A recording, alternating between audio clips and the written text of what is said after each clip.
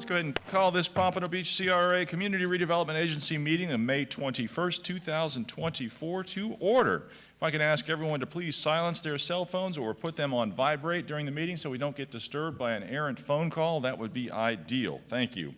Let's go ahead and call the roll. Commissioner Fournier. Here. Commissioner Moss. Here. Commissioner Perkins. Here. Commissioner Seekerson-Eaton. Here. Vice Chair McGee. Here. Chair Harden. Here, thank you. If we could all please rise for the Pledge of Allegiance. I pledge allegiance to the flag of the United States of America and to the republic for which it stands, one nation, under God, indivisible, with liberty and justice for all. Thank you. You may be seated. Can I get a motion approving the CRA board meeting minutes of April 16th, 2024? So moved. Second. Moved and seconded. All in favor say aye. Aye. Opposed? Motion carries unanimous. Thank you. Any changes to our agenda today, Mr. Harrison? No, sir. Very good. Can I get a motion approving the agenda as printed? So moved. Second. Moved and seconded. All in favor say aye. Aye. Opposed? Motion carries unanimous. There is no consent agenda today, so we'll strike that. Takes us up to audience to be heard. Mr. Alfred, anyone signed up for audience to be heard? Yes, we do, Mayor. We have 3 speakers. Very good. First speaker, Roderick Phillips, followed by Mary Phillips, followed by Aniki McLeod. Very good. Just name and address for the record. Please limit your comments to 3 minutes.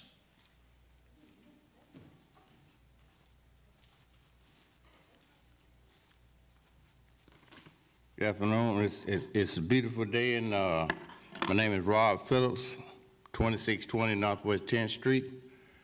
Good morning, everyone. Today I have good news. I have good news, great news. You know, I'm very proud to say that it took you a while. All the begging and asking and crying about the city and where the homeless and the prostitution, it's starting to look better. It's starting to look better. Thank you for Allison Fournier for doing the ride along with police to check on our community, not just your district, your community. I appreciate everything that the commissioner at the city did. I wrote a little something here. I said, I personally want to thank BSO, Street Cleaning Crime Prevention Task Force. Well, they did a sting last week where they went around cleaning up Sanders Park area where Omar is drug prevention. They did a sting where they had 15 to 20 cars go over there and let the people know that the city is tired of them doing drugs and crime. It might have not shown, but it helped to let the crime or the homeless know that the city is tired of. Over in the city in Barry Moss area, they had a drive-by where they laid down half the street of the people up there. They took them to jail. Some went to jail, some didn't. But they cleaned that area up around Pal's store, that area from Atlantic to 4th Court, where the substation is. The police did their job. They went to J-Mar, and with 20 or 30 deep, Broward Sheriff lately have been getting paid for the money, and they clean our area. If you go by today, you're wondering, it looked like a brand new city. The homeless are not there, the prostitution not there, the drugs are not. It's there, but it's not as open as the Wild Wild West. I want to thank the city for hearing the citizens cry that we needed help. And someone, and if not a few, did reach out and let BSO know we need something did to make our city look like a city instead of like, and they have done their job. That's what I want to report today. I have good news. And so in the past, it looked very bad, and today it looks very good. Over in where we at, where Ed Phillips and Mary Phillips have their business, they're not there anymore. So I want to thank you for looking out for the city and everybody that treat the city as a whole. And thank you very much for all you have done for the city of Pompano, because we have a $12 million park. We have Thank you, Mr. Phillips. Appreciate it. everything that Thank we you, sir. wanted. Thank you. Next speaker.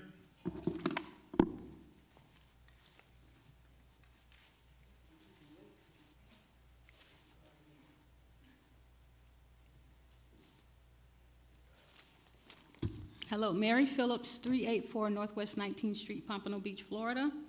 I just want to make you aware of an event that we have coming up on July 27th from 3 to 6 p.m. We have a pop-up shop and suit donation for the homeless. Our organization, we try to do things to benefit the community. We have a nonprofit, Small Biz CEDC. Our proposed other activities we have coming forward is we want to do an employment lab, which is a free lab 2 days out of the week. We wanted to be able to allow people to come to our office. We have 10 computers that was donated in around 2008, 2009 by the city. And we are trying at this time update those computers to Windows 11 computers. But we want to offer that to the community. We've applied for a grant with BSO to get their support for an employment lab. And it's free for people to come and register for jobs and get assistance with posting their resumes. The other events we have coming forward is our health fair. We do that every year in November, where we give away turkeys and also give away information about health care services. We do that at the Pompano Beach City Center each year, and the city has been very good in sponsoring us. Even though the city has given us no money, nonprofits need money to operate, so we do have a sponsorship that we're requesting. We'll be sending that information over to the city manager to discuss with him the possibility of the city of Pompano Beach sponsoring some of our activities so we can continue to do the great things that we're doing here. The things that we've done have been beneficial to senior citizens, to families, and to children. We are also, again, doing the Teens Chasing Dreams program, which is a free after-school program here in the city of Pompano Beach. We're trying to expand that program this year, it will be this year, starting in October, where we want to put one of those programs in the Collier City area. It's been very successful at the Northwest Branch Library, and we're hoping to either put it at the Collier City Jan Moran Library, or if we can't get the space there, put it in one of the city's facilities, okay? But please go to smallbizinfo.net. Anyone who wants to be a part of our organization, who wants to become a sponsor for any of the activities that we have, go to smallbizinfo.net. We're online. You can see some of the things that we're doing. And we just look forward to a great relationship this coming year and doing things to help our community, because it's all about helping people in our community. It's not a black thing or a white thing. It's just people, and we all need help. Thank you. Thank you. Appreciate that. Next speaker. Nika McLeod.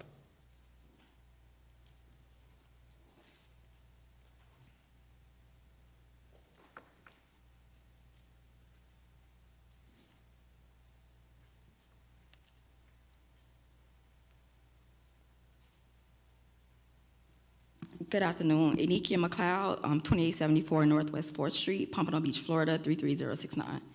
I was here, I was told that the building that was granted to me, 27 Northeast 1st Avenue, was gonna be on the agenda today. However, it's not.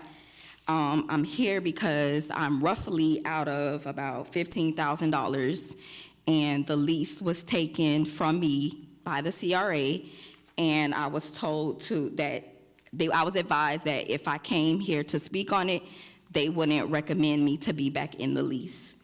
On March 13th, I met with Nguyen, Kim, Sarah, and Vince regarding the building. Because when I first went to get initial plans for that building, no one had any. The only plans that they had was the AC and the electrical from the previous person that was there that renovated the building, but did not pull a permit. So when the permit was pulled, it was pulled for those two items. When I went to the city of Pompano, they told me, to the building department, they told me that I would have to get the plans from Broward County because they didn't have any original plans because of the age of the building.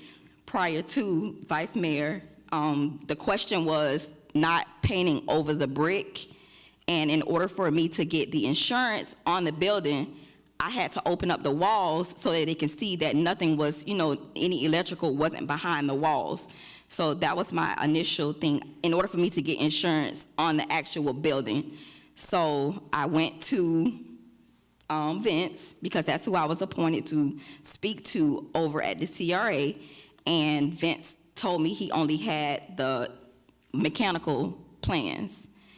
As I started to uncover things, there's a door that's there that no one knew about. There's no fire-rated wall. And then I had a stop work order by BSO and the pharmacy because there's no wall that actually separates the pharmacy from that building. So that was part of the things that started to uncover once you start opening up the walls.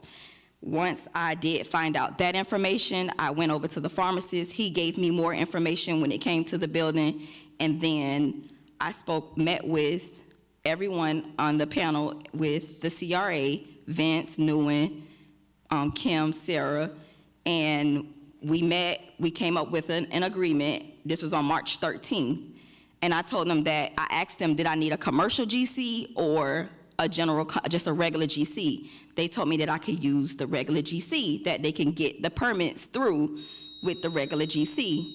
So once, I'm going to ask, and I appreciate you being here. I'm going to ask, though, if you can get with, there's Nguyen right there, and if you can get with it's Nguyen. not gonna be solved. They put out an ad. He already had someone in mind. He told me that he putting out an ad on April 1st, but he already has someone that's gonna get the building. So, which was the person that originally came up with me, which is the architect that Pompano uses. So he had already spoke with them and said that that's who they're gonna give the building to, minus all of the money and things that I've put into uncovering all of these things. I have pictures, I have receipts, I have everything, trying to get a permit to do the work inside the building. Okay. Mr. Tran, can you get with this young lady and figure out what's going on and give us a complete He report already of- said he's not helping me, So let me update Mayor. the record for you Oh, okay. We have met already. Okay. So, Nikki was a tenant over there at the Melted Bar, which is the candle-making establishment that we sublease 27 Northeast First Avenue to. So the lease started in October 1st, 2023. February 11th, there was a lot of demo work that was done interior, so the entire interior was demoed without a permit. We came to this by the owner of the building trying to do a 40-year inspection. So we called a meeting together with Nikki on March 3rd to tell her what needs to be done to correct the situation before it became an issue.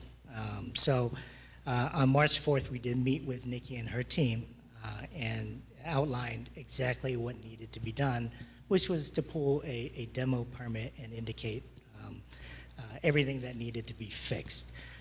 On March 20th, still nothing was done. We had to issue a 30-day notice to cure. And Ms. On March 20th, I went in and gave Vince the application that was requested by Nguyen and Kim. On March 20th, I have the email from Vince stating that I came in and brought in everything that was asked. It's right here. So Okay. back to the information. February 11th was the demo. We waited over a month to issue a notice to cure. So she had another 30 days to cure after the notice. We checked the building department files. Nothing was filed as of April 18th for any corrective action on the 30-day. So according to the lease, we we had to issue a default letter. Nothing was done. So by default, the lease was terminated. The security deposit that Ms. Nikki put down, we are using to try to remedy the situation. I have photos here, the entire interior is demo. The entire interior is not demo. The original plans that I submitted to you guys on the day that this originally was given to me, and if anybody is in construction, you know that you're not gonna get a permit from a commercial GC in 3 to 4 months. You have to sub out the work in order to get someone to pull the permit and give you quotes to see who could actually do the work to even get a regular GC. So once I spoke with them and they told me that it's okay, I can use a regular GC, that's what I did. And I submitted the things on the 20th, so if a letter was sent out on the 20th, when I saw the email, when I received the email that day, I thought that by me coming in on the 20th, giving Vince the application, that would suffice for the 20th, so why would I even go back to them if I went in on the 20th? Yeah, Mr. Harrison, I don't know, there's a lot of stuff going on here, but this lady, I know that we gave her the contract or the lease with the premises, and is it because she didn't get something to us on the 20th? Was that it? I understand she had time to. It was submitted on the 20th. I brought them in and physically handed them to Vince on the 20th. The issue, Mayor, is that a lot of work was done on the interior demo, including 2 load-bearing walls. No walls, no bearing walls were removed. So Per the engineer that was, it is an unsafe condition. Okay. Had to issue the notice to cure, a 30-day notice. And since nothing was done over 30 days, the only thing left for us to do was terminate the lease. Okay, Ben, and that was, I mean, if that's the rules, that's the rules. But the mere fact that demolition was done, I mean, that happens all the time. We know that. We know that. Okay. Okay, I appreciate that. Mayor, Yes, Ms. McKenna? I just want to be sure that our record is clear. It's my understanding the demolition was done without a permit. Yes. And it needs to be, there needs to be a permit before you do the demolition. Certainly, absolutely it does. And I think all of us in this room probably realize that demolition goes on just about every day without a permit, but that doesn't make it right, of course not. So have you had, you had discussions with this lady during that 30-day Discussions time with period? her No. and her design team on what needs to be done. not during that 30-day period. Coordinated. We had a meeting on the 13th. Okay, It was on the 13th. I have all the emails. It was on the 13th. I came in on the 20th with what the meeting that we had on the 13th. They asked me for documentation to pull the permit, which here's the paper right here where he sent me the email stating, here's the permit number that we can use right here to pull the permit with the GC. Okay. This is the regular GC. Okay. Then I came back and the lady, her name is okay. Caitlin. He said that Caitlin was in the city of Pompano, in the building department. She would walk the permit through. She came back and said that then I needed a commercial GC, but I asked that at the meeting when we had a meeting together. I asked then, I said, do I need a commercial GC? Because why would I go through trying to get a commercial GC, using a regular GC versus a commercial GC from the jump? Gotcha. When I asked those questions to Nguyen. Excuse me, can I I'm ask sorry, a you didn't question? ask that question to me, and You were in a meeting and I don't directed accept the permits. question to you. I wouldn't know the difference between whether you needed okay. a You told me you did. You said you worked for, Okay, time out. I've got a question from my Commissioner Fournier right here. She'd like to ask. Thank you. I just have one quick question. Are you interested in continuing to pursue this project? And yes, that's because I have a why you're lot of money here. invested in this project. Okay. From the engineer, the architect. Understood. I just didn't know if you were venting frustrations or you really are trying to figure out a way to move forward with this. And Yes. because, I mean, from my experience up here, we give extensions, we do things all the time to people who are working on construction Yes, projects. even with the 6 months that I was supposed to get for, to do the Build out. build out, my first payment was supposed to have been May. Mm-hmm. They said it was April. I paid, my first move-in was October. If you count out 6 months from October, the first payment should have been May, if that's the case, without you even just terminating the permit. So the worst case scenario would have been, hey, you gotta start making your payments now, versus coming back before you guys saying, hey, okay, can I have an additional 6 months? The worst case scenario would have been me going ahead and start making the $2,000 payment. Understood. Thank you. Isn't that correct? We're not Mayor, answering we'll that. have a detailed report for all of you, item by item by item by item on this. This is something that has to be worked out. Yes, it Staff and- does have to be and worked legal, out. if it comes down to it, okay? Yeah, I mean, get everybody involved, but I mean, that's, Commissioner Fournier's point is valid. I mean, there's many times if there's been an attempt to move forward, I mean, we have given folks additional time and things of that nature, so please. As well as, don't mean to cut you off really quick. You're in a good place The right now. list? You're in a good place Okay. right now. So, yeah, if you can look at it, Okay, okay? Good, thank you, Sure, Mayor. everything How is about documented. Commissioner Perkins? I remember when this young lady came before us for this project, and I do know in the old downtown area, we've had situations where we actually work with businesses that are coming in that fall by the wayside on certain things and permits of that nature. But I do want you to know, Nguyen, that if you really wanted to work with this young lady to get this business open, it can be done. If you know that you haven't received something in 30 days and it's around the corner, you could have simply just given her a call and say you have a week or 2 weeks left before the 30-day end, and she can possibly move faster and put in the paperwork. So I need you to show some Commissioner. kind of effort with this young lady We that. have, and that's why we had to issue it.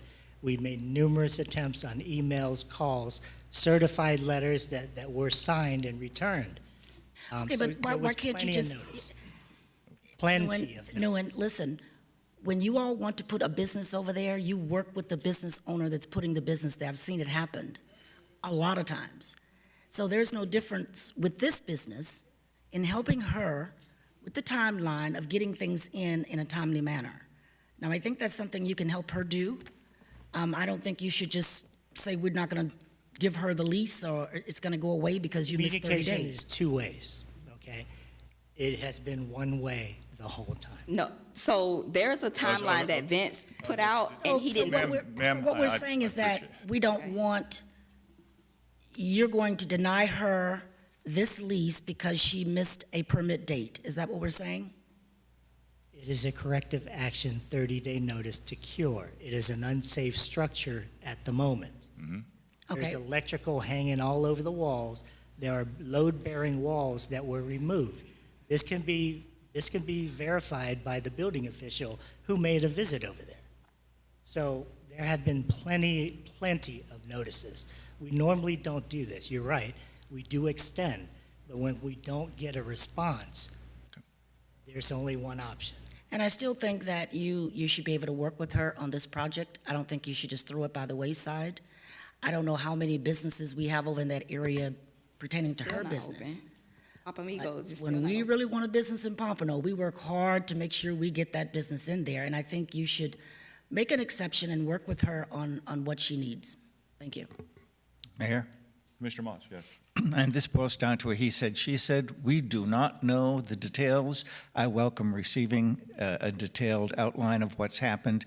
We shouldn't be making any assumptions about motives or anything else. So, Mr. City Manager, if you would please get that report to us, we can then make an educated decision. Right now, it's he said, she said. Yes. That's, Vice Mayor?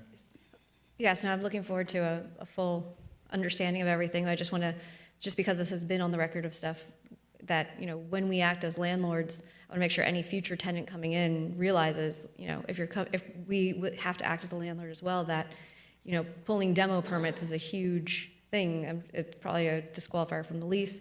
It's dangerous.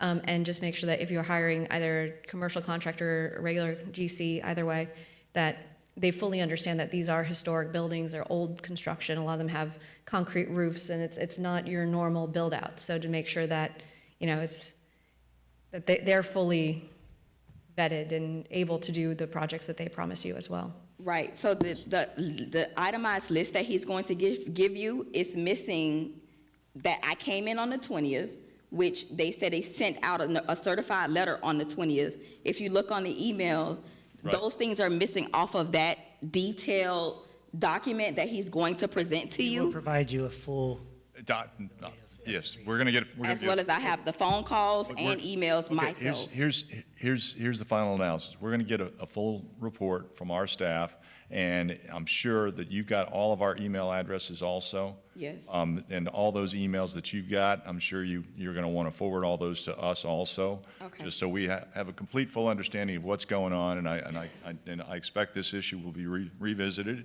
again, but I do appreciate your efforts, and I appreciate you being here and bringing this to our attention, although it is an administrative matter, but I think staff is going to look at this again, okay? Okay, With that, thank you, appreciate thank it. you. That concludes audience to be heard, Mayor. All right, very good. Thank you for that. That takes us up to our regular agenda. Item number 1 is a resolution. A resolution of the Pompano Beach Community Redevelopment Agency approving and authorizing the proper officials to execute a development incentive agreement between the CRA and Dorwis LLC developer for the property located at 101 Northwest 12th Street, providing an effective date. So moved? Second. Moved and second for discussion. Good afternoon, Ms. Mulder.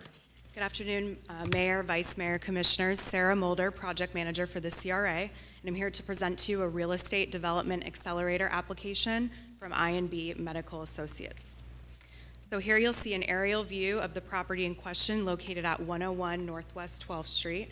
It is owned by Doors LLC. The net site area is about 63,000 square feet.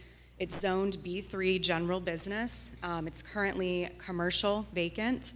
The proposed use is a medical facility, and the tenant that's proposing to go in is I&B Medical Associates.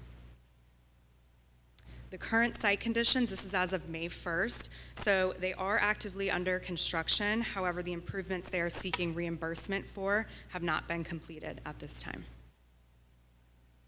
The proposed site plan, they are proposing 11,588 square foot medical facility with 15 offices, 15 exam rooms, and just under 3,000 square foot wellness center and gym for seniors, and then just under 5,000 square foot building for future expansion of an on-site pharmacy.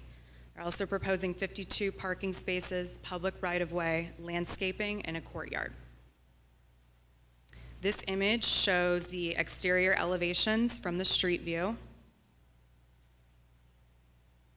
And then the proposed business is I&B Medical Associates. They were founded in North Miami. They are a well-established internal medicine practice specializing in comprehensive healthcare services, such as physical exams, after-hours lab testing, chronic disease management, and coordinated care.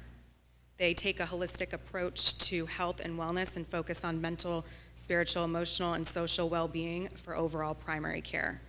Their current patients profile is poverty level and the uninsured, providing an important service to the community. I do want to note that their Miami location was seeing an influx of patients that lived in Pompano Beach. So this is showing a need for this type of service in our community, and also why they chose this location to expand their business operations. The economic impacts, there was a full third-party economic impact analysis report that was provided in your backup, but what I do want to highlight here is that from the time construction is started until the end of the first year of operation, the economic impact on the local economy is estimated to be about $9.5 million. As far as the actual incentive, the RETA is a phased program that provides larger incentives to developers during the initial development stage. The phase that we're in now provides about 60% reimbursement on infrastructure improvements, and what they've applied for as far as their project is for sidewalks, pedestrian ramps, water and sewer service, Dixie Highway, MOT, landscaping, irrigation, site lighting, et cetera. The total project estimated construction cost is over $7 million.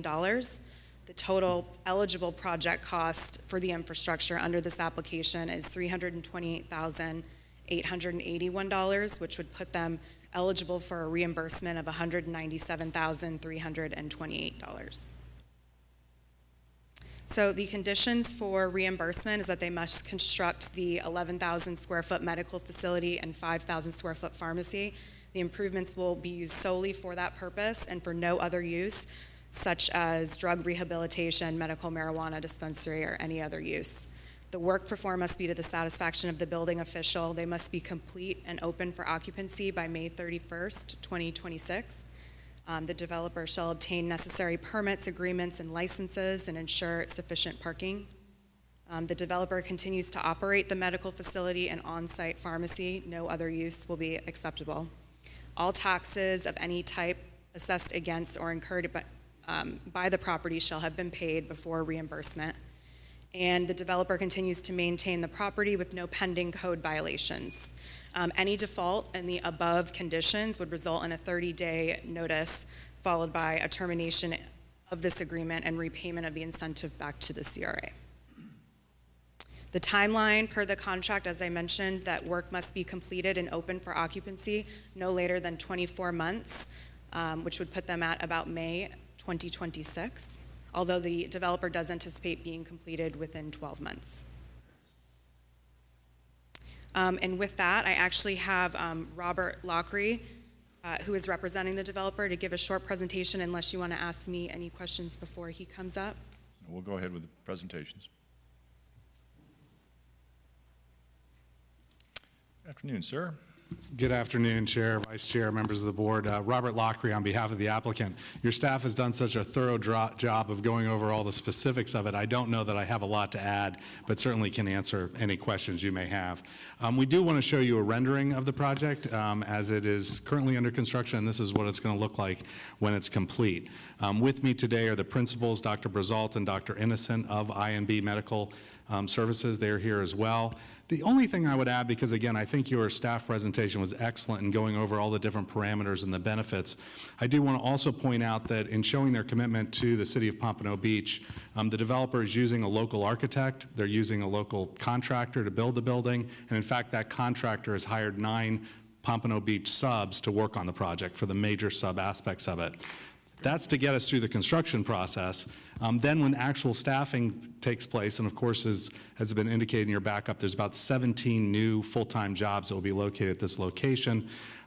We are coordinating with Renee Matthews, who's your new job placement manager, and we'll be working with the city to try to fill those jobs to the extent they can be filled from folks from the city of Pompano Beach.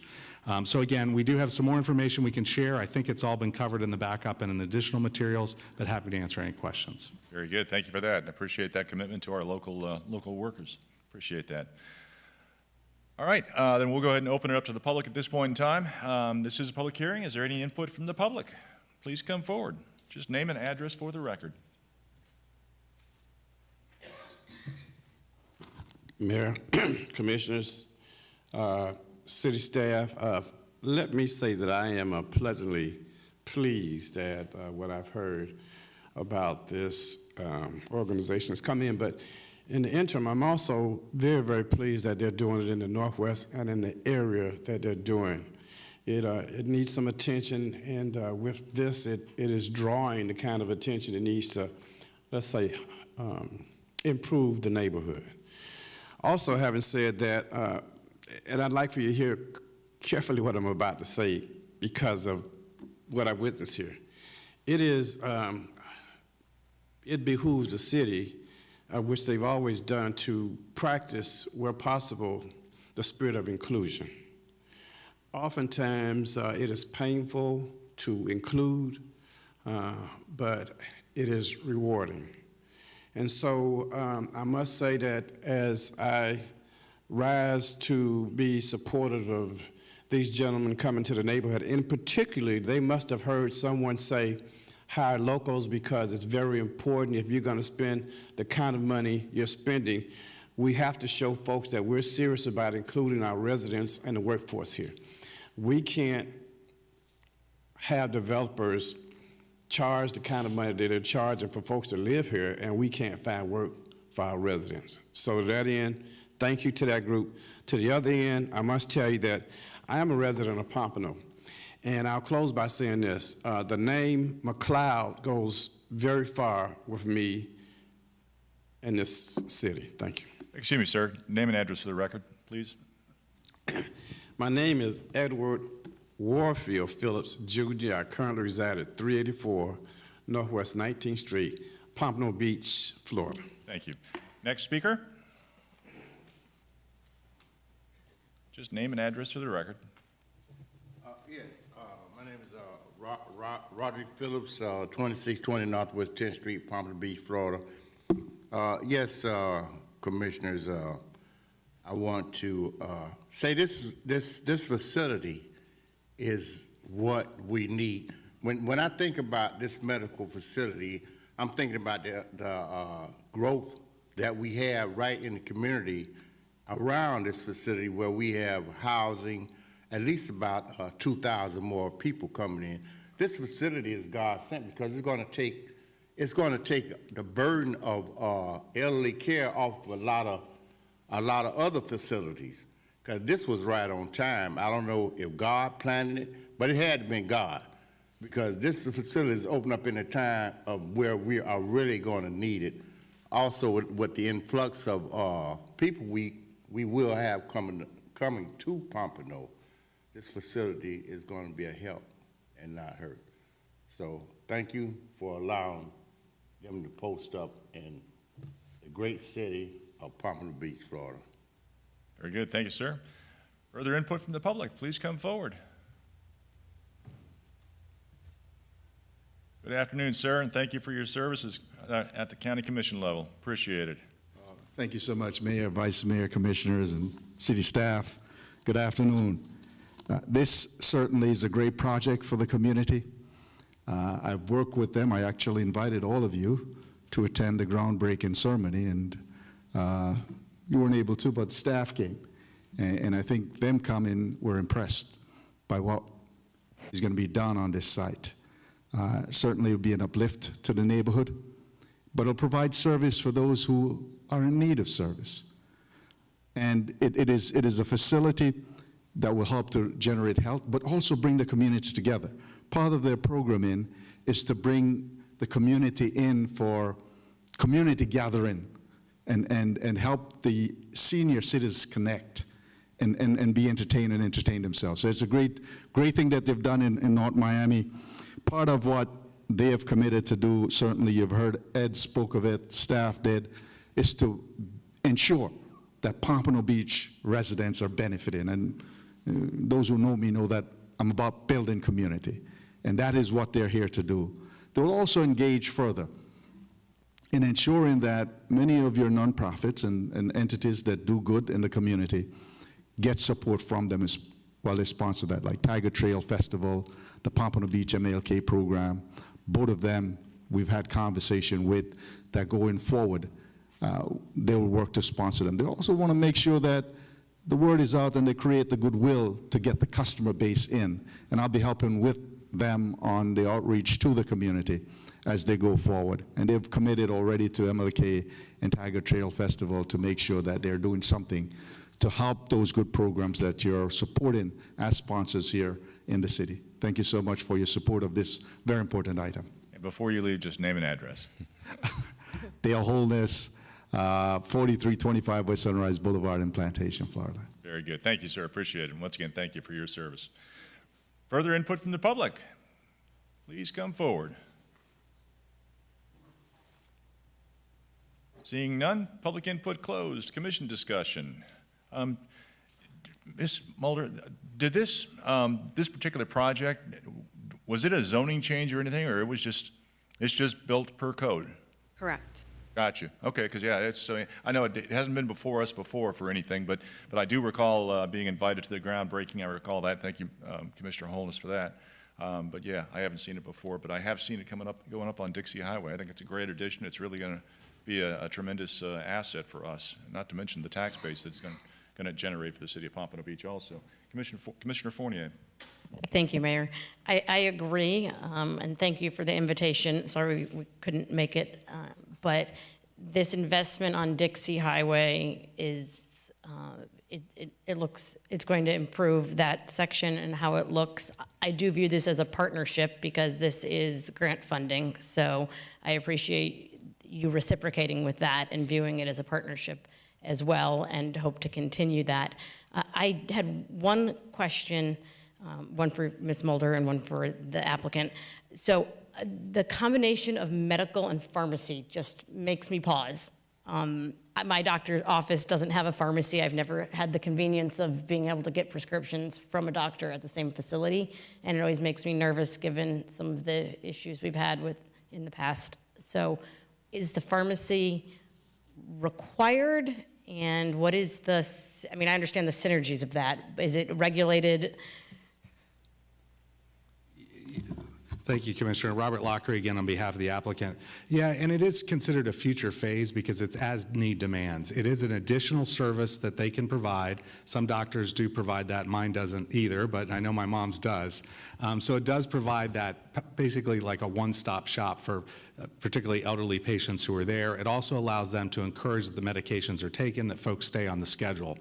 So it is a proposal as a future phase as part of that. Generally, they work with CVS or a Walgreens on actually, distributing that and how all that works. But the concept is to bring it to this location as a means of essentially ease for their patients. Okay. Does the facility in Miami have a pharmacy?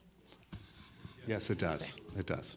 Yeah. Okay, thank you. Thank you. Yeah. And then I had just one question about this program. So we're in phase 2 of it, which is this year. Have we given out in this phase 2 a grant this size? Because it obviously requires a large investment from a private entity to be eligible for this grant.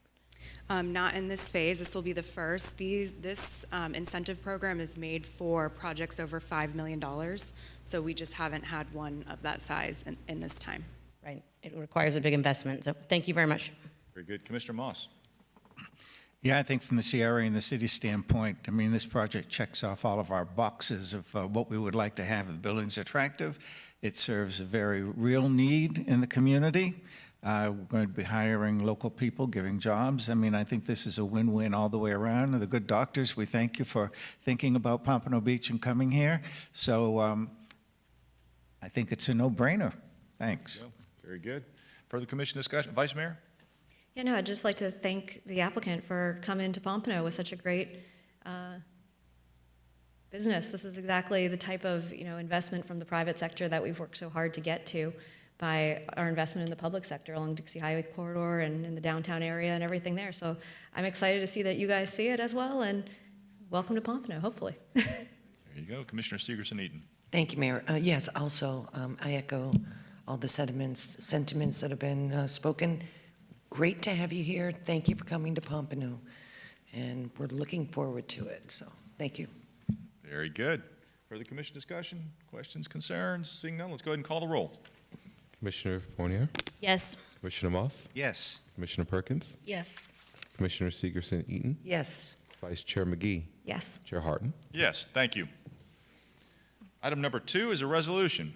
A resolution of the Pompano Beach Community Redevelopment Agency approving and authorizing the proper officials to execute an agreement for architectural design services for $1,723,839 for the McNabb House and Botanical Gardens project between the CRA and Bermello Ajamil Partners, LLC, providing an effective date. So moved. Second. Moved and second for discussion. Once again, Ms. Mulder. Yes, good afternoon. Sarah Mulder, CRA Project Manager, and I'm here to present to you an architectural and design services agreement for McNabb House and Botanical Gardens. So just to give you an overview of how we got here and a little bit about why it's taken this time, in 2019, Bermello Ajamil Partners, or BA, prepared a minor site plan for the relocation of the house and garage, and then completed a conceptual master plan, which was approved by the CRA board in May of 2022. Then in November 2022, the CRA board approved an unsolicited proposal from Mad Brim Hospitality and authorized staff to begin negotiations. During this process, it became apparent that changes must be made to the conceptual master plan to accommodate the operations and programming. And then due to procurement thresholds under CCNA statutes, an RFQ was issued in July of 2023 to establish a contract to provide architecture design services to the CRA for this project. In August 2023, the CRA board approved the rankings and authorized staff to enter into a contract with BA, which is why we're here today to seek approval of the contract. I do, in regards to the timeline and, the time it took to get to this point, I do just want to note that the negotiations were a highly involved process. There were several sub-consultants and several disciplines involved. And then also during this time, CRA staff enlisted the assistance of qualified city staff from other departments to review the scope and make sure that nothing was missing. The project team. So due to the complexity of this project, BA has established a skilled team of 11 sub-consultants that are experts in their fields, including restaurant architecture and kitchen design, aquatic engineering, irrigation design, among others. The scope of services, you'll see here, is to finalize the illustrative master plan. This is based on the architectural programming and negotiations with that restaurant operator. The city's site plan approval process, cost estimating, preparation of detailed construction drawings at 30%, 60%, and 90%, and then the regulatory permitting process. Then as far as meetings that are a part of this scope, I just want to highlight a few here, that there will be 2 public presentations. We will determine the format based upon what the needs are, whether it's another presentation to you all as the board or another public input meeting as we get further into the process. And then there will also be an East CRA Advisory Committee presentation. This shows you a high-level cost breakdown by task, which is totaling about $1.7 million, not including their reimbursable expenses, which are not to exceed $7,500. And to put this into perspective, the architectural fees in relation to the current construction estimate for this project is about 7.4%.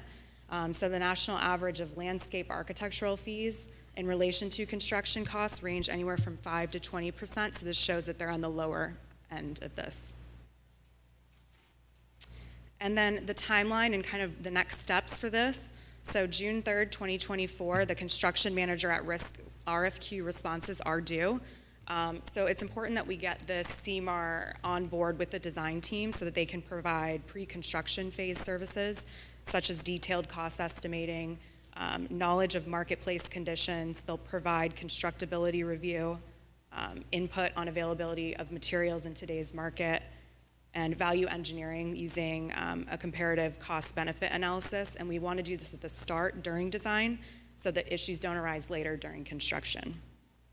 And then in December 2025 is when we're roughly estimating the 100% construction drawings to be finalized. And this is just the realistic time frame to get through the city's major site plan approval process. However, the city and the design team, will do whatever it takes within their powers to try to expedite this process.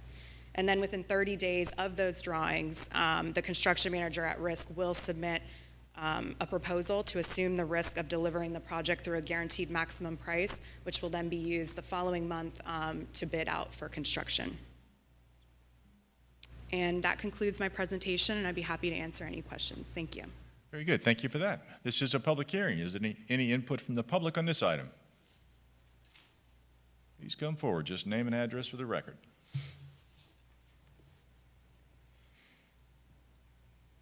Mayor, Commissioner, City staff. I currently reside at 384 Northwest 19th Street, Pompano Beach. Just a quick question. Which CRA is this, the east or the north? East.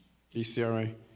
I'm going to sound redundant, but, oftentimes on the East CRA, we don't feel the spirit of inclusion. So when it comes to the work component, please ensure, Mayor, if at all possible, the spirit of inclusion. Sir, I'm sorry, I didn't catch your name. My name is Ed Phillips. I currently reside at 384 Northwest 19th Street, Pompano Beach. Thank you. Got your address, but not the name. Thank you, sir. Further input from the public? Seeing none, public input closed. Commission discussion, questions, concerns? Vice Mayor. I'm just very excited to see this moving along. I know it's taken, longer than any of us really wanted it to, but, with a project like this, especially dealing with the historic components and the park and all the different moving parts, I really do appreciate the attention to detail and energy staff has put into each step of this. So, thank you. Very good. Further comments? Commissioner Fournier? Thank you. I'm also happy to see this. I know behind the scenes you've been working hard, but I get a lot of questions about this house and the signage on it that says coming soon, that's been sitting there for, I don't know, 4 years now. So I look at this timeline and at best case, we're talking 2026 to start construction, and that's, these things tend to take longer. Nothing actually seems to go according to schedule. So in the meantime, I know, BSO and FPI have done a lot of work at that park, and I appreciate that because it is definitely a spot where people hang out, there's drug use, there's other things that go on there. So what can we do in the meantime to that area to activate it, clean it up, improve it? I don't know exactly, but what can be done so that we don't have to answer questions constantly about that park and what's going on there and when, because we're in this for years longer. If I may, Mayor, so I can address one thing. The coming soon signs have been replaced with just directing people to the website. As far as the front half, because it's an active construction site, and liability issues, we have to keep that fenced off. As far as the back of the park, I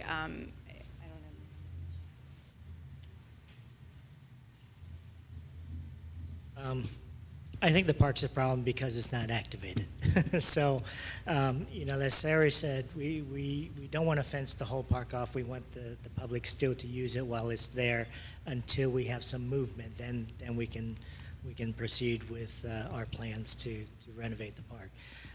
We can talk to the designers, and maybe one of those public input sessions is to have an interactive type of, put dots on areas of where you want the gardens to be, and we'll talk with them on the public outreach. But like I said, the reason why the park is like that is because of no activation. So we'll come up with something creative. Yeah, isn't that what you asked how to activate the park. Right, so I guess what I'm asking is, in the meantime, since we have a couple years, I understand the front is a construction site, and there's been a lot of work done to the house that people don't see, with the waterproofing of a basement, a new roof. I understand that there has been work going on in that part of the property.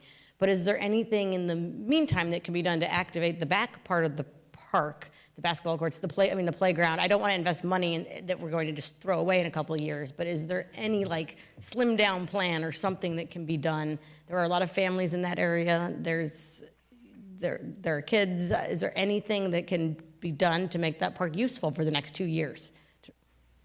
That's a challenge because, when FPI goes out there or BS goes out there, there's a lot of loitering that goes on. There's a lot of sleeping in the park.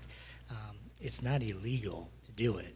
And I think that deters a lot of people from using the park is what happens there. So, like I said, moving forward, we will talk to the designers and see if we can come up with something in the meantime to try to activate it a little more. This is a chicken and egg problem, right? I would never bring my kids there because I don't think it's a safe park to bring my kids to.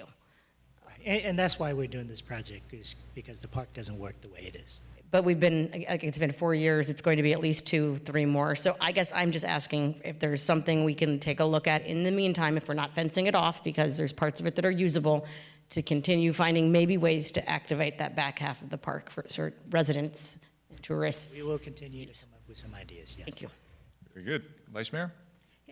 More so than activating it, and I know I've brought this up a couple times with both the beach park and that park, is just perhaps we can look into more visible presence between park rangers or the NBSO to really make a presence there. I know, the state law has changed, so there might be a little bit more action we can take to deter the people who are nearly residing in the parks and try and really clear that up.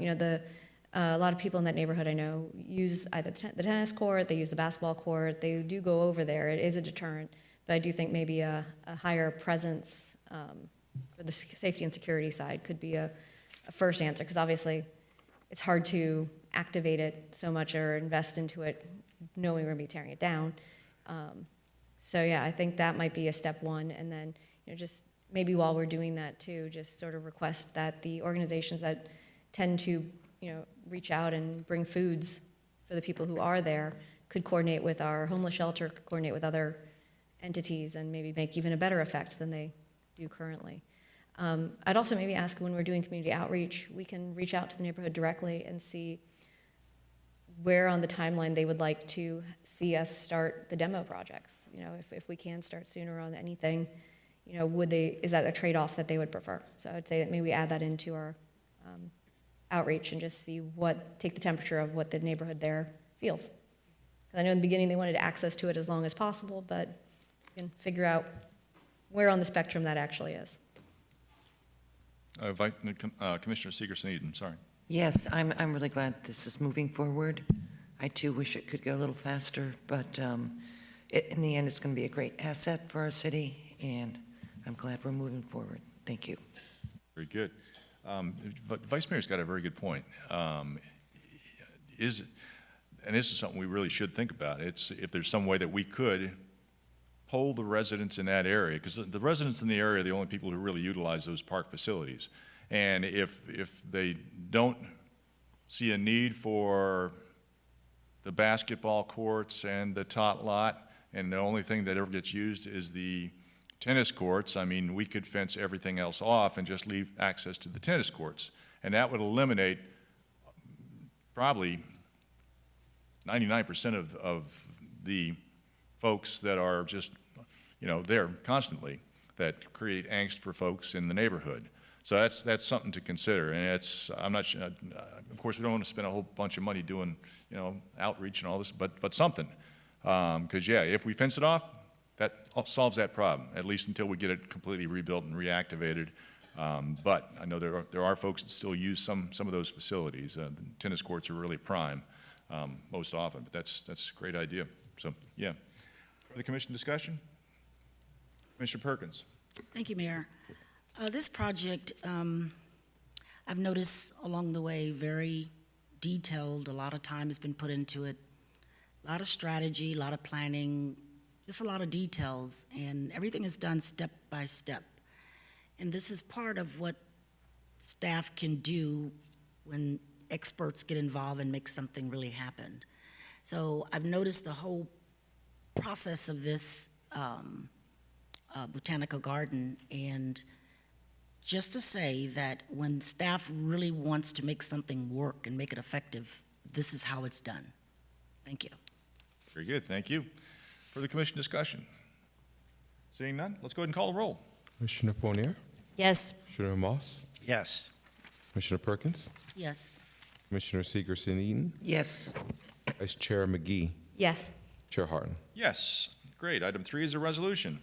A resolution of the Pompano Beach Community Redevelopment Agency recommending that the City Commission approve the amended ECRA plan, providing an effective date and for other purposes. So moved. Second. Moved and second for discussion. Good afternoon, Ms. Vasquez.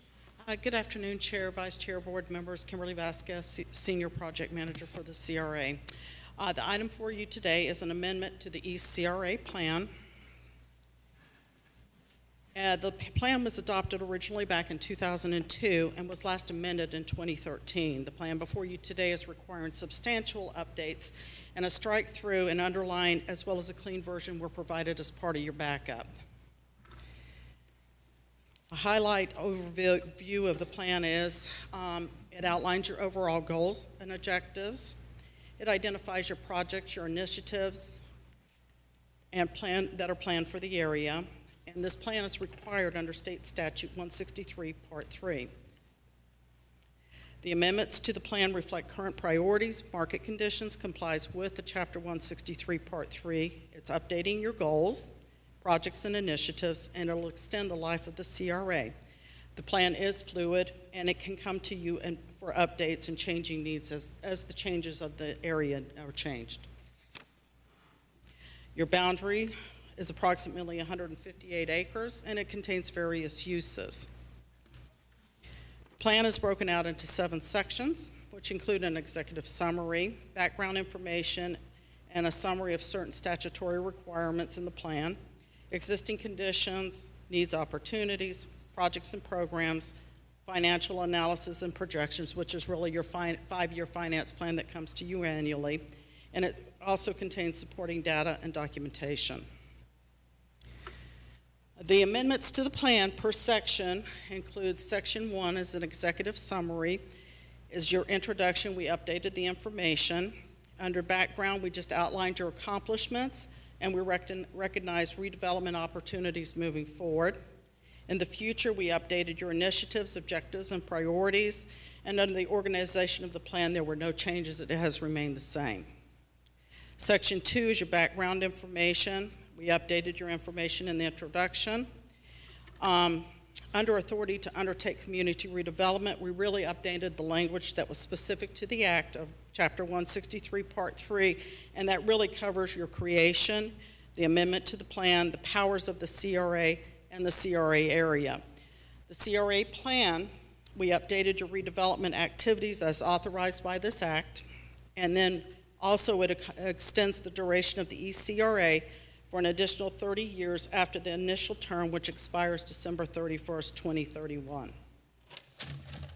Under Section 3, which is the summary of existing conditions, we updated the language, maps, and pictures. Your census data now reflects 2020 census data. It was 2010 originally. We updated 2022 data for your traffic data. And then we recognized your current conditions of housing and building conditions. And then your geographic sub-areas are really two areas. It's Atlantic Boulevard Commercial, which is west of the Intracoastal Waterway, and then the beach, which is really your barrier island. Your regulatory framework is really updating those zoning regulations, which is your Atlantic Overlay District as well as your East Overlay District.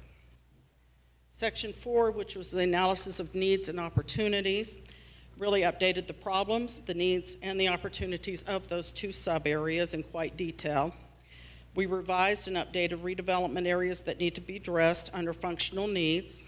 And the market conditions, really, we reflect, what was as per the current conditions, which really is your retail, office, industrial, tourism, and housing. Neighborhood impacts was really just minor edits. We really didn't have a lot that had to be edited through that part.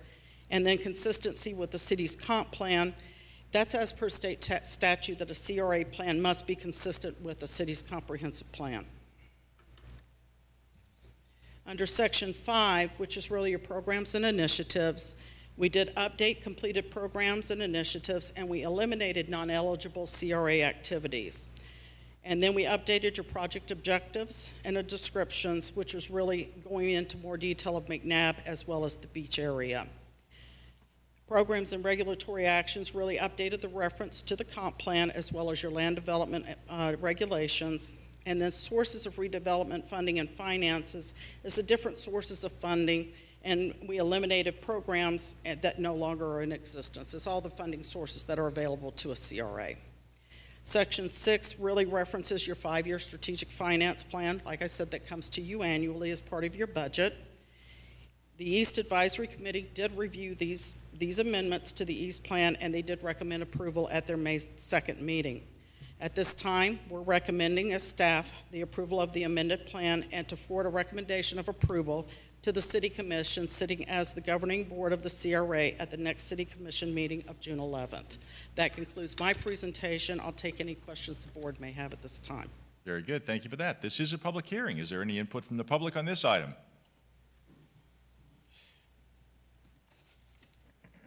Just name and address for the record, please. F. Phillips, 384 Northwest 19th Street, Pompano Beach. Now, I guess you can see why I come down sparingly to this commission meeting. Having said that, I'm going to try and stay in my lane. Just a quick question on this. With the Section 2, the traffic data, what do you do with that? We actually have that traffic data in both plans, and we recognize the main thoroughfares, and we pull it from, I can't remember the actual site that we pull it from, but it's actual data that's traffic counts. So it gives us the data from those main thoroughfares. Here it was Atlantic Boulevard. I believe A1A was also part of it, is where we pulled that data from. To do what? It just gives us a count of how much traffic goes through the area. I'm going to sit down, but I want to say again, to do what? All right, thank you. Very good. Thank you. Further input from the public? Seeing none, public input closed. Commission discussion, questions, concerns. Commissioner Fournier. Thank you, Mayor. I appreciate all the work that went into updating this. I shared my concerns about extending the East CRA at our budget hearings, and I maintain those concerns. When I looked at this, especially under the authority to undertake community redevelopment, I asked myself if we drew the map today, or let's say in seven years, in 2031, of these 158 acres in the East CRA, would we actually be able to say to ourselves that we need to eliminate all this slum and blight and reduce crime? And it says, you know, for the provision of affordable housing, whether for rent or sale, to residents of low or moderate income, including the elderly, redevelopment or rehabilitation or revitalization of a coastal resort. So that part, you know, resonated.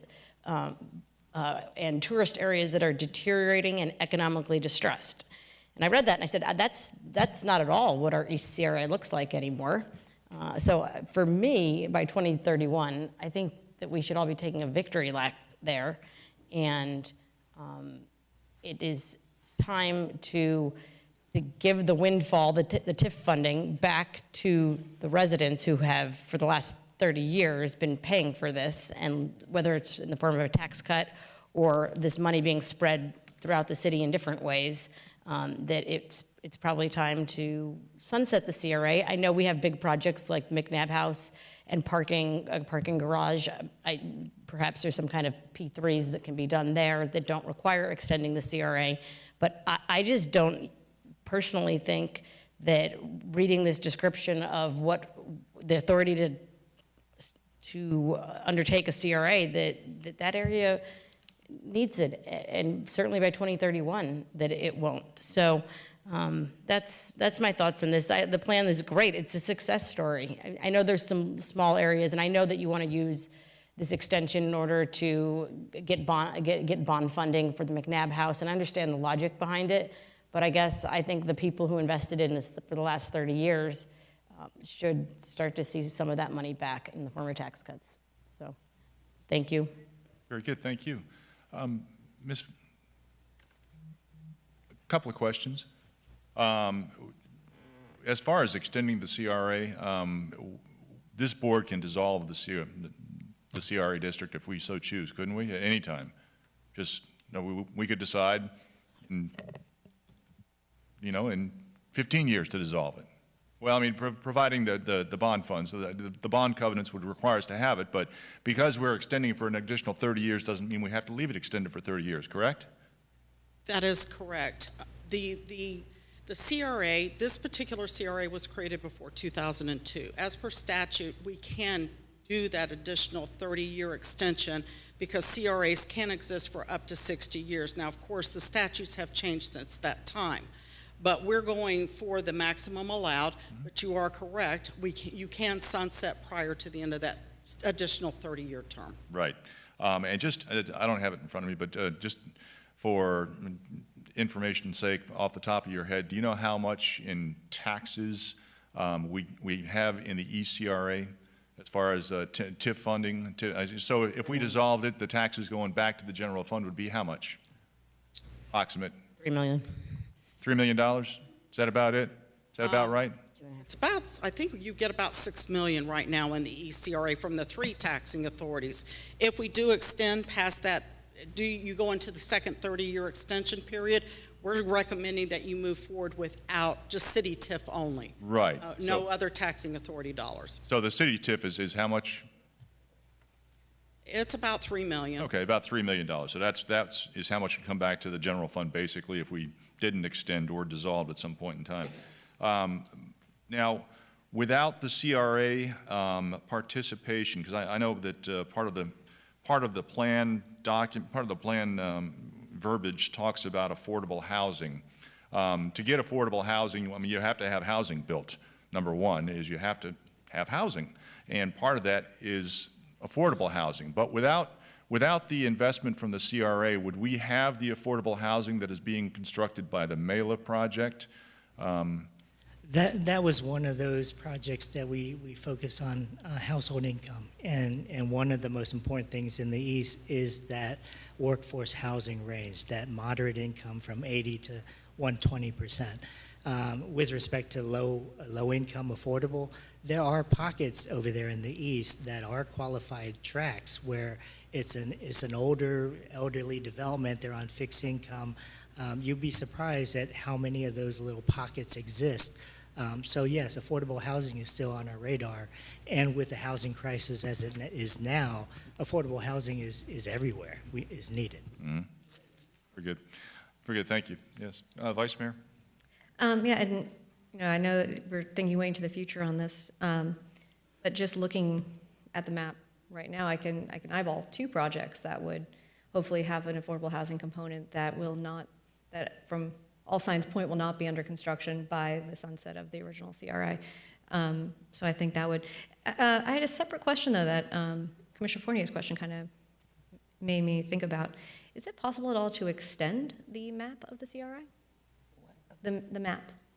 Because there are areas of the beach a little further to the north that I would say still suffer from the slum blightedness. It'd be lovely to do an touch. extension of the CRA is quite, and I think I'll defer over to Claudia on that matter, but it would That's a no. require the county Slim to to none. allow us to do that, and I don't know as that particular action would be attainable. Ms. McKenna? On 2 fronts, the state law has made it more difficult to expand your boundaries. You would have to do a brand-new finding of necessity study and determine your slum and blighted areas and meet all of the statutory criteria. In addition to that, you have an interlocal with the county, and it provides that if you're going to expand your boundaries, then you definitely have to go back to the county to get approval. And as you know, most counties in Florida, including ours, have been frustrated by the structure of CRAs and how that works and what happens to the taxing authorities. So I don't know what kind of reception you would get at the county, but I know that we spent a number of years ending some very painful litigation with the county and came to an agreement that we wouldn't be looking to the taxing authorities for our redevelopment activities. Well, my question would be though, if we're not, within the extension by itself, if we're no longer accepting from those taxing authorities anyways, would we be able to extend our boundaries? Same answer. Same answer. You would still have to, we would certainly tell the taxing authorities, okay, we're not going to be looking at you, but you would still have to meet the statutory requirements for expanding your boundaries. Okay. Yeah, because specifically, I know they're kind of known entities. It's a little bit further north on the beach, some of the older sort of motel things that are still in existence that tend to have more BSO attention than other places. Those types of things. If maybe we can start thinking outside the box. I don't think it's a rush on it, but yeah, there it is. We've done an amazing job with the beach CRA and the development we've done there, and yeah, it is a success story for sure. But yeah, there's still projects that need to be finished and areas that need to be taken care of before I think we can close the book on it. Thank you. Very good. Commissioner Fournier? Yeah, I just quickly want to follow up on a couple things. Can we encourage affordable housing projects without having a CRA in parts of our city? I assume so, right? There's no reason it has to be within a... You can do all of the activities that the CRA does as a municipality. You have, Chapter 166, that's your Municipal Home Rule Powers Act. Economic development, economic redevelopment, those are all public purposes for which you can spend public funds. So you can certainly engage in projects outside of your CRA districts that you think need to have attention. Thank you. So we can encourage affordable housing even if there is no CRA in these areas. And the number of 3 million, by 2031, it'll just the city of Pompano Beach, it'll probably be closer to, 3.5, because in 2028, it's 3.4 million of just municipal taxes.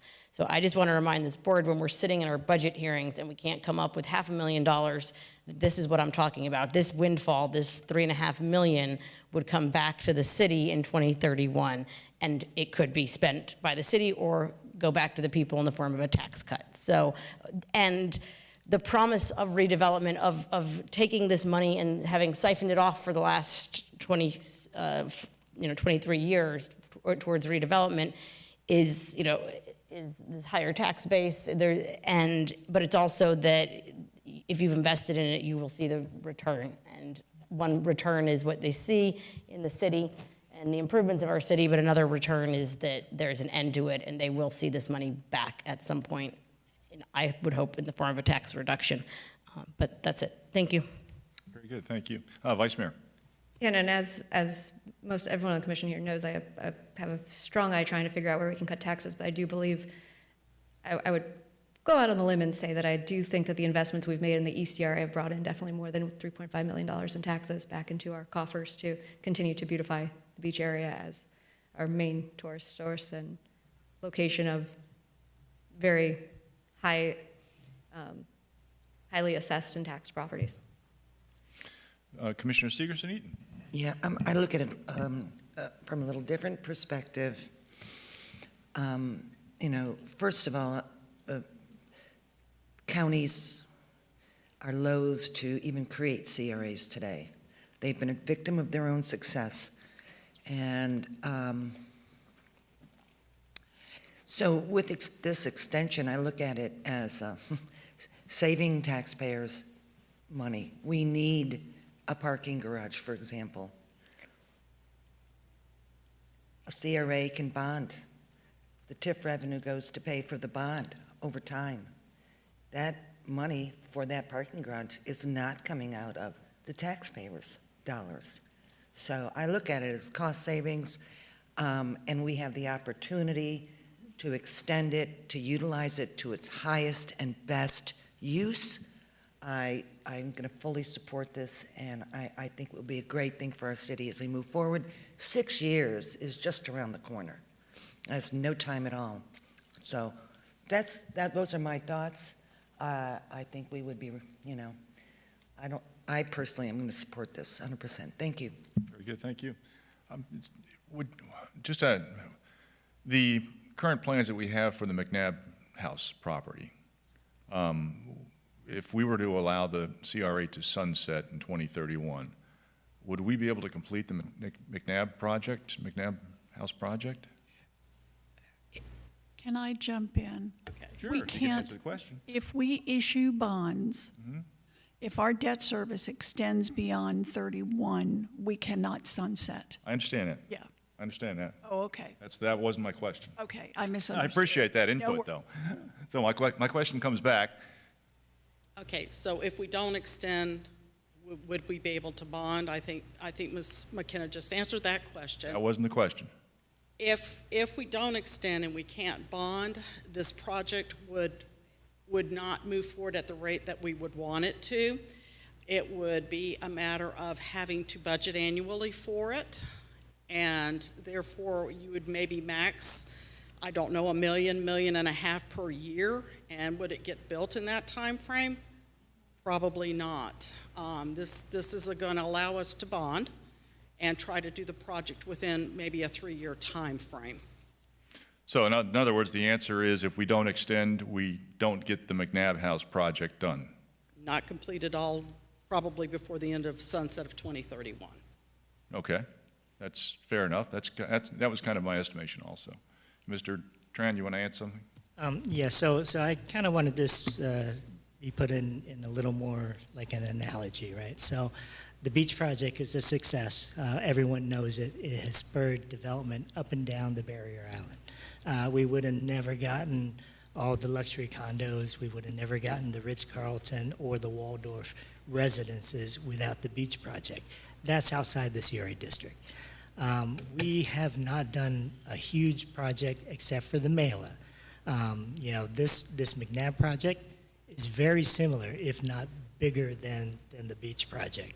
We're doing the botanical gardens, and how many cities really do a restaurant botanical gardens the way we're going to do it? What I'm saying is this project will spur development way beyond our CRA boundaries on the mainland. Right, I appreciate that. Yep, thank you.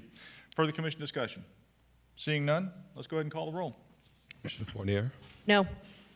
Commissioner Moss, Yes. Commissioner Perkins, No. Commissioner Segerson-Eaton, Yes. Vice Chair McGee, Yes. Chair Harden. Yes. Item 4 is a resolution. A resolution of the Pompano Beach Community Redevelopment Agency recommending that the City Commission approve the amended Northwest CRA redevelopment plan, providing an effective date and for other purposes. So moved? Second. Moved and second for discussion. Once again, Ms. Vasquez. Yes, once again, good afternoon, Chair, Vice Chair, Board members. Kimberly Vasquez, Senior Project Manager for the CRA. This item before you is amendment to the Northwest CRA plan, as though it's not as substantial as the last plan that you had before you in the east. This Northwest plan was originally adopted in 1990. It was amended and really substantially amended in 2021. You were provided a strike-through and underline and clean version of this plans as well. And as with the East plan, this redevelopment plan is a living document, and it comes to you to be updated as changing needs in the area. The Northwest is a little over 3,000 acres. As you can see, you have various uses of single-family homes, multifamily residential, commercial, industrial, etc. The organization of the plan is the same. You have 7 sections broken out into your executive summary, your background information and statutory requirements, existing conditions, your needs and opportunities, programs and initiatives, financial analysis, which was once again your 5-year strategic finance plan, and your supporting documentation. The amendments under this plan were minor in nature. It updated and changed the term of the Innovation District to downtown, and this is for consistency, placemaking, and branding purposes. This one also extends the duration of the Northwest CRA to December 31st, 2049, which will end the 60-year term of this particular CRA district, and this has already been approved by the Broward County Board of County Commissioners. The downtown redevelopment area, or Old Town, we really put in a defined definition of what your downtown master plan project is going to be. We changed the marketing and special events to comply with the state statute as it currently stands. And then there was references to the interlocal agreement when it comes to redevelopment revenue bonds under that particular part of the section of the plan. The Northwest CRA Advisory Committee reviewed the amendments to this Northwest plan, and they did recommend approval at their meeting of May 6th. Staff is also recommending approval of this amended plan and to forward a recommendation of approval to the City Commission sitting as the governing board of the CRA at the meeting of June 11th. That concludes my presentation, and I'll take any questions. Very good. Thank you for that. This is a public hearing. Is there any input from the public on this item? Just name and address for the record. Mayor, Commissioner, City staff, my name is Ed Phillips. I currently reside at 384 Northwest 19th Street, Pompano Beach. Let me start off by saying, first of all, I think the city has done an admirable job at attempting to reach out to inform the residents and the city itself of the downtown area that it's coming. I think there's a lot more to be done as we go forward. But having said that, I'm looking at the part that says, the amendment to the Northwest CRA plans makes some minor editing, including defining the downtown master plan project. What's the minor editing? Because this is such a large project that I think more than just the board needs to understand what that means. It was minor edits as far as the totality of the plan. What we did put in, and I'll also defer back to Ms. McKenna, was we really put a definition to what this downtown master plan is going to be now that you're having that negotiation process with Roca Point as the master developer. I think you have a better defined vision of what that master plan is going to be and allowing us to define it in our Northwest plan. And so, Mayor, is this plan online, or can we get a copy of the amendments in particular? I don't want the whole plan. I would like to just see the amendments to the plan. It's in the backup. It's in the backup. It's available online in the backup. Yes, sir. Okay. Absolutely, yeah. The complete plan and also showing the changes. Okay, because I want to see that. In addition to that, the question would be, when is there a target date for signing a contract or with the Roco Group? Or is That's that that's still being worked on. That's completely separate from the plan, of course, but that's still being worked I on. don't know. I guess I can see them pairing one another, because if there's an amendment of some shape, form, or manner, then we probably need to be starting getting closer to having some contract with them. And that was my question. How close are we? We're closer. Yeah. Closer, but not there yet. No definitive answer yet. Okay. Appreciate it very much. Thank you. Very good, thank you. Further input from the public? Seeing none? Public input closed. Commission discussion? Seeing none? Commissioner Perkins. Yes, thank you. Can you explain to those that are listening the minor edits to the marketing and special events? I'll defer to Ms. McKenna. Marketing and special events are not eligible activities in the CRA statute. And the statute changed in 2019 to limit very specifically how our redevelopment trust fund monies could be spent. So what we have done is revise that language to make clear what we are allowed to do. One of the eligible activities is dissemination of information. And so where we had marketing and special events, we've now revised that language to say that we can do dissemination of information about redevelopment activities and what we're doing to clear our slum and blight. And it includes things like our website, social media, things like that, that we are talking about our CRA dollars at work, rather than doing what would be considered traditional marketing and special events. We're not allowed to do special events. It's not an eligible activity. So we've revised that language to make sure that we are in full compliance with the statute. And you actually saw in last year's budget that we changed how we were managing our CRA funds as it relates to marketing and special events. Okay, great, thank you. My last question is, how did staff come up with the name change from the Innovation District to downtown? What was the process of that?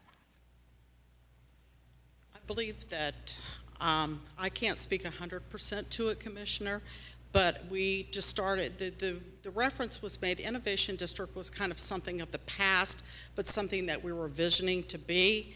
And we just started referring to this as the downtown. We even create a logo towards the downtown. And therefore, to make reference in our plan, we wanted to make sure that it remains the same. And as I said, for consistency, placemaking, and branding purposes. And in addition to that, Commissioner, just so that our record is complete, when you authorized us to issue the invitation to negotiate for a master developer, we then identified the project as the downtown, and included within the downtown was the infrastructure element, which had been the Innovation District. So it's now the Downtown Master Redevelopment Project, and it includes all of the things that were identified as the Innovation District. Okay, and we're still calling, we still have what you call the old downtown on the east side of the railroad track? Yes. Okay. Yeah, so in my district, I have to make it very clear, because when I ask everybody from growing up here as a little girl, where is downtown? And for everybody in my district, everybody says on the east side of the railroad track. That's always been coming up. You remember that, right, Rex? It was just the downtown area. So when you say downtown now, it confuses the public, and the way that I could help them to better understand it is to say MLK downtown. Now they know what we're talking about.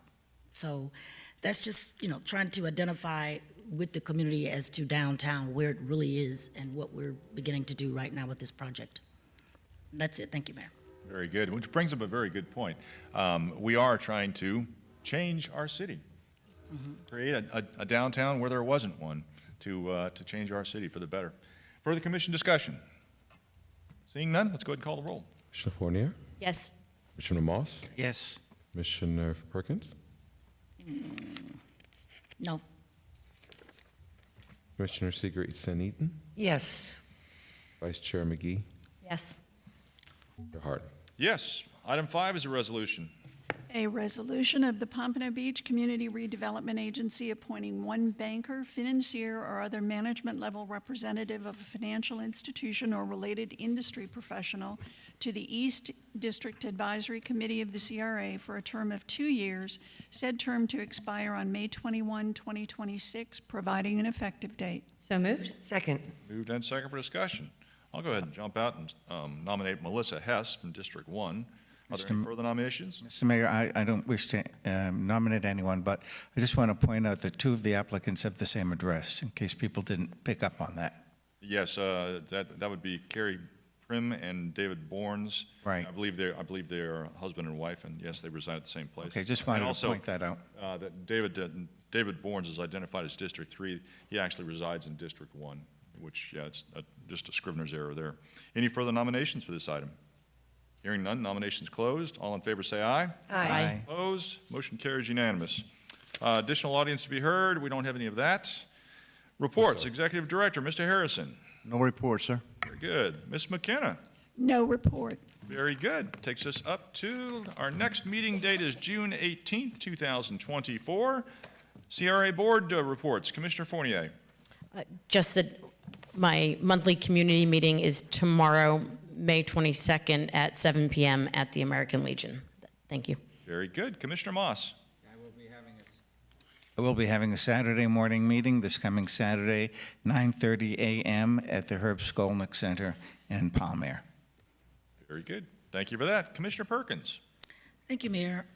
Just to let those know that are listening, we've been putting out the date for the master developer contract for May 20th, and that date has been rescheduled to June 20th, same time, same location. It's May 30th.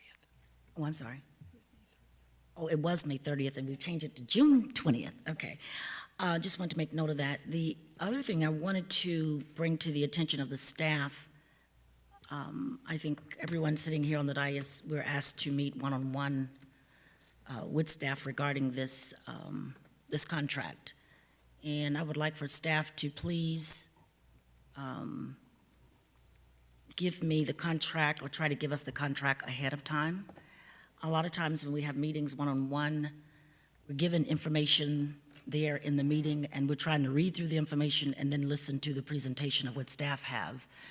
So if staff could get me or anyone else on the dais the contract ahead of time before we meet with the one-on-one staff member, I would really appreciate that before the meeting. Thank you. Very good. Thank you. Commissioner Seeger-Eden. No report. Thank you. Very good. Vice Mayor. Just wanted to let people know that tomorrow evening at 5:30, we're doing the ribbon cutting for Old Town Square, which is the apartment complex that's going up over there next to South. And so it's just very exciting to see something new moving into Old Town. Woohoo. Very good. Thank you for that. I've got no report. This meeting is adjourned.